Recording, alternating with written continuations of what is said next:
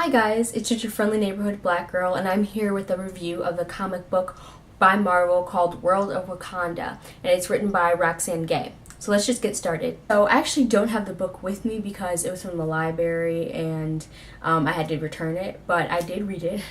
I promise you I did. I was actually really excited for the book because I was like, Roxane Gay is writing it and I admire her writing, and so I was excited to see this, and it kind of looked like a more fantasy type of comic. Because that's what Wakanda is. It has some like realms of fantasy in it. So I was excited to read it, and I actually realized that this is a series, and it got canceled. Actually, it got canceled back in June. I didn't even know that until I finished reading it, but I can definitely see why. It's unfortunate too because it's a book written by a woman of color about women of color and people of color, and so you want it to be really good, but it's not. I can't tell you how bored I was with this book. I was so bored. Like, I should say comic instead of book, but I was so bored reading this comic. Like, I was 15 pages in and I wanted to quit. And I'm not sure why they decided to do a lot of talking instead of fighting. Like, there's maybe in total about 4 pages of fighting in this entire comic, and the comic is about 30-40 pages long, maybe longer, so it's really confusing why there's no action going on. And basically I was reading their premise and they were saying that Marvel's trying to attract more female, like a female demographic, which is fine, but I don't understand why in order to target female demographics, you have to make it boring and just about talking. While I was reading this comic, I felt like I was reading a middle school drama. Like, I didn't feel like I was reading a comic. If I'm sitting there reading a comic, I clearly, especially that's made by Marvel and that features a superhero in the world of Wakanda, I'm guessing that I would want a book with action, with fighting, with a villain, with a plot. This book, or this comic, I'm sorry, I keep calling it a book, has none of that, like, whatsoever. I was, like, shocked because I don't understand, especially when it's your first comic, you really want to start off with, like, just kind of something big. You want to introduce your characters.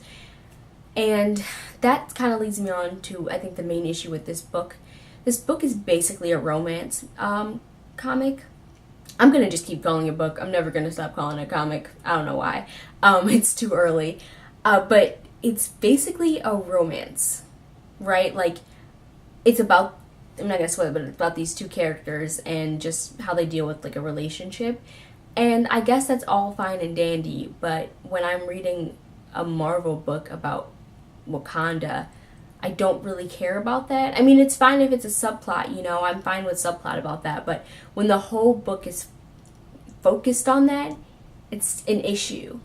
For instance, one of my favorite comics or favorite graphic novels is actually Lumberjanes, and that has a little bit of romance in it. I don't mind it because I care about the characters, I like them, and